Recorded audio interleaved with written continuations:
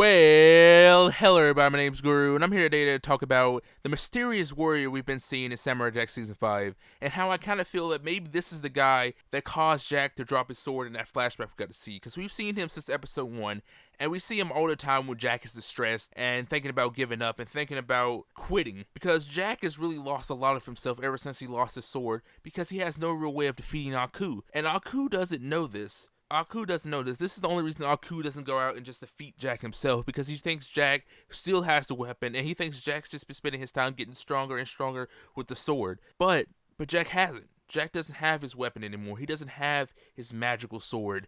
Therefore, he can't defeat Aku. And to think of it, who do you really know can could possibly defeat Jack when he's been in possession of his sword? Most enemies besides the Gate Guardian, even up until this point in Season 5, nobody's really been able to keep him down. Even the Sisters of Aku tried, and all of them, except for one of them, died. So, who is this person that defeated Jack? Because in the flashback, Jack looks so distressed, not just because he's dropping the sword, but because he's just lost a battle. Because Jack must have lost his sword to this guy, and had to flee, and was able to retrieve his sword.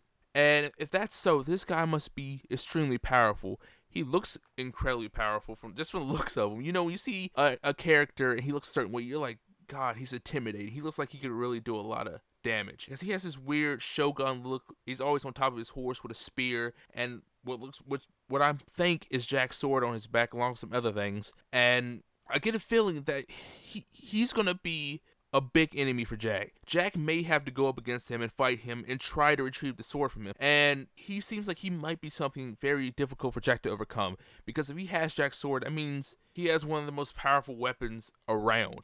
Because Jack's sword can pretty much destroy anything. Nothing can stand up to Jack's sword. When Jack has his sword in his possession, he's basically unstoppable. Because the sword is an extension of Jack. The sword is part of him. When he lost the sword, he lost a major part of himself. That's why he's had so much trouble over these years. And I don't know what the exact time Jack lost the sword, because it's obviously it happened very early on, because Jack has all his facial hair now, he has long hair and all that. So it must have happened pretty early on, because it always had to take a good amount of time for Jack to grow a full beard and long hair. Because he had long hair before, but it wasn't like that.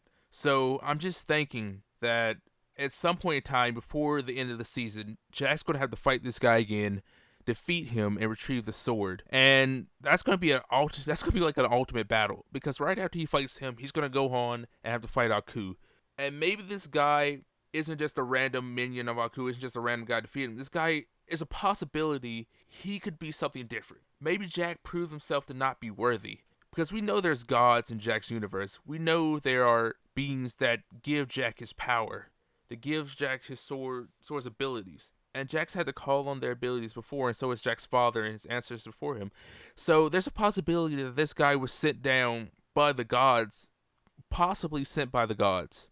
Like, he could have been sent by the gods to actually challenge Jack, retrieve the sword, or try to hold the sword just until Jack has proven himself worthy. So there's a possibility that when Jack has defeated all the enemies up until this point, Jack may be able to fight this guy again. Maybe he'll come to fight Jack once he sees that Jack has proven that he may be worthy to retrieve his sword and gain back the ability to actually destroy Aku. So that's another possibility within this. So I'm thinking that might be a possibility. I don't know.